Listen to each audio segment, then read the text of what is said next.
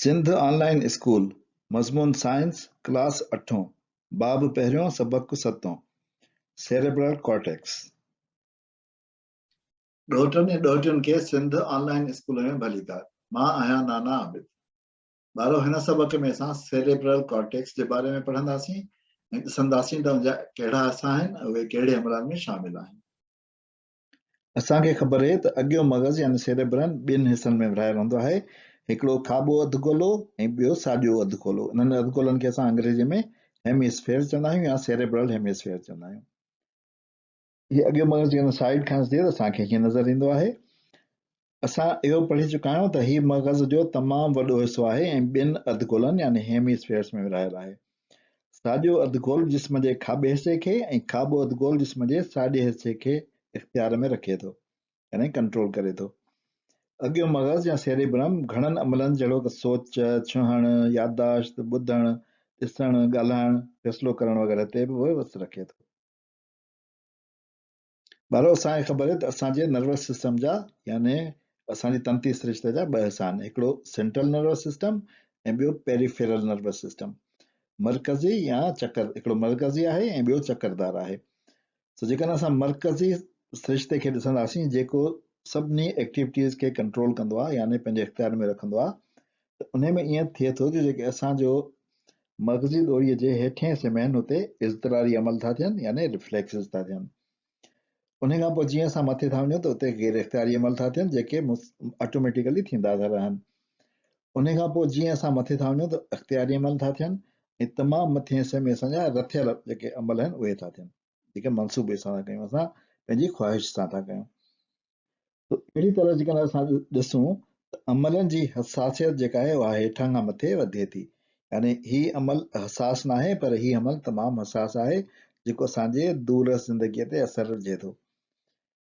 अहिड़ी तरह असां अमलनि में जेकॾहिं मंतक जो इस्तेमालु ॾिसूं यानी असांजे पंहिंजे ख़्वाहिश जो, असांजी सोच जो इस्तेमालु ॾिसूं त जीअं असां मरकज़ी तंती सिरिश्ते में हेठां खां मथे वञूं था त उन में ई अमलनि जे मंतक जो इस्तेमालु वधे थो। सो हिन मथे हिसे में तमामु घणो मंतक जो इस्तेमालु थिए थो ऐं उहो मथियों हिसो छा आहे, उहो असांजो सेरेब्रम आहे या सेरेब्रम कॉर्टेक्स आहे। सो हिन सेरेब्रम जी तमामु वॾी अहमियत आहे ऐं सेरेब्रल कॉर्टेक्स इंसान जी शख़्सियत ऐं आदतूं ठाहे थो। ॿारो, असांजे सेरेब्रम जा 4 ख़्याली हिसा आहिनि। इहे ख़्याली हिसा आहिनि जेके असांजे माहिर तबियात पंहिंजे तजुर्बनि ऐं पंहिंजे मुशाहिदनि सां मुक़ररु कया आहिनि। उहे असली हिसा कोन आहिनि, इन्हनि रंग जा कोन हूंदा आहिनि। रंग सॼो हिकिड़ो ई हूंदो आहे ऐं मग़ज़ सॼो हिकिड़ो ई क़िस्म जो ठहियलु हूंदो आहे।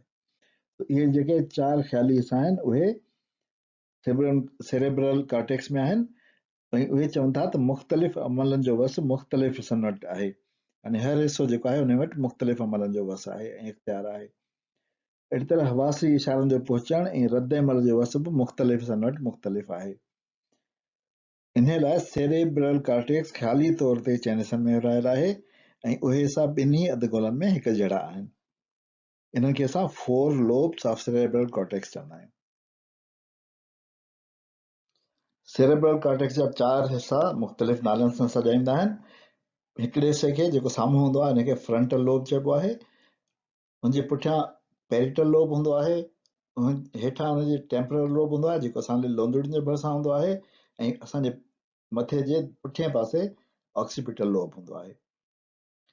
फ्रंटल लोब सोच, मनसूबाबंदी ऐं आज़ी याददाश्त ऐं चुरपुर जो इख़्तियार रखंदी आहे ऐं उहो असांजे सॼे जिस्म जो बादशाह आहे। सम्झो त इहे असां जेकॾहिं हिनखे ताज पाराए छॾियो त सॼे ॿियनि सभिनी सिरिश्तनि खे ऐं सभिनी ॿियनि अमलनि खे कंट्रोल कंदो आहे।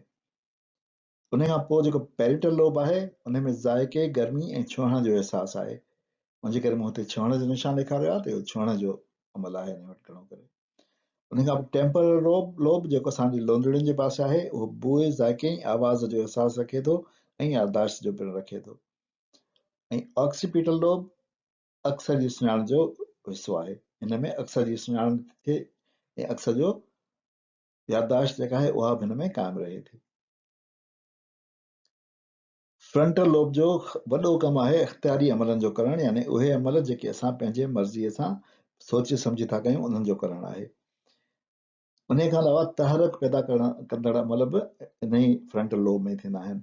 इन जा ख़ासि हिस्सा आहिनि problem solving, planning, judgement, motivation, social behaviour, decision making, impulse control, personality, memory, learning ऐं अटेंशन।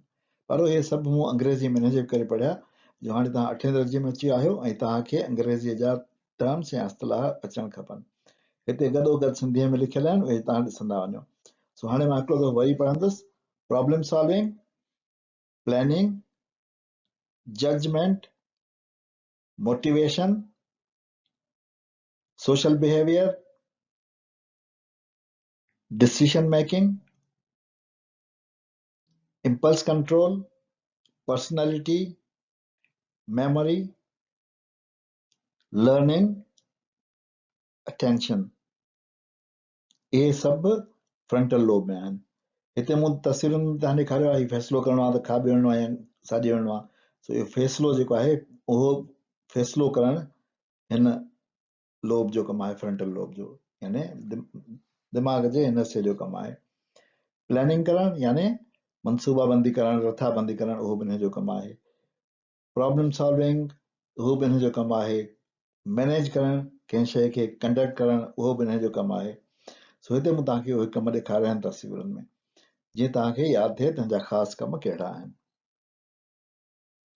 पेरिटल लोब जो अहम कमु आहे हवासी मालूमात जी आगाही ऐं कार्रवाई, यानी सोमेटिक सेंसेशन आहे हुन जो अहम कमु।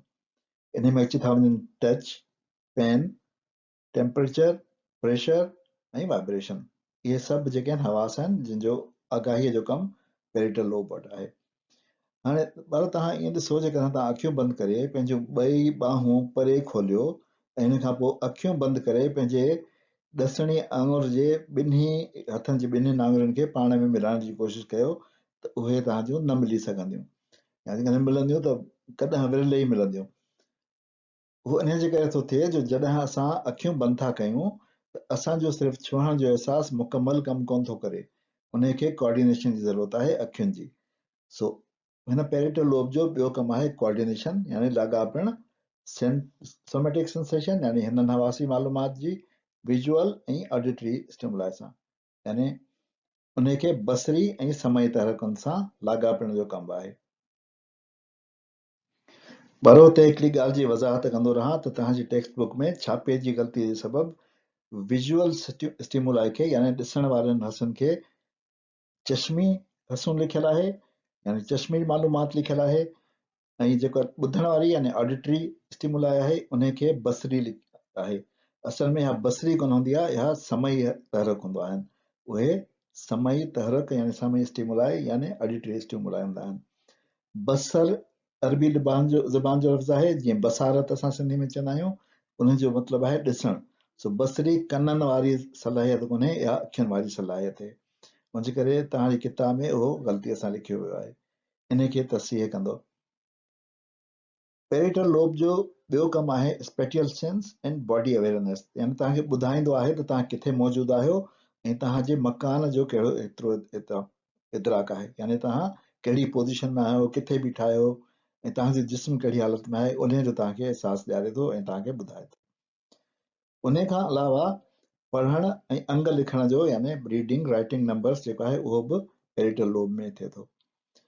पेरिटल लोब में इन खां अलावा कुझु माहिर तब जे मुताबिक़ लैंग्वेज सिखण जो यानी मुख़्तलिफ़ ॿोलियूं सिखण जो अमल बि पेरिटल लोब में ई थिए थो, पर उहो मुसदिका राय कोन्हे, कुझु माण्हुनि जी राय इन खां अलॻि बि आहे। पर फ्रंटल लोब ऐं पेरिटल लोब में ॿ हिसा जेके हूंदा आहिनि जिते पाण में ॿई मिलनि था, उन्हनि में ॿ हिसा अहिड़ा हूंदा आहिनि जंहिंखे असां मोटर कॉर्टेक्स ऐं सेंसरी कॉर्टेक्स चवंदा आहियूं।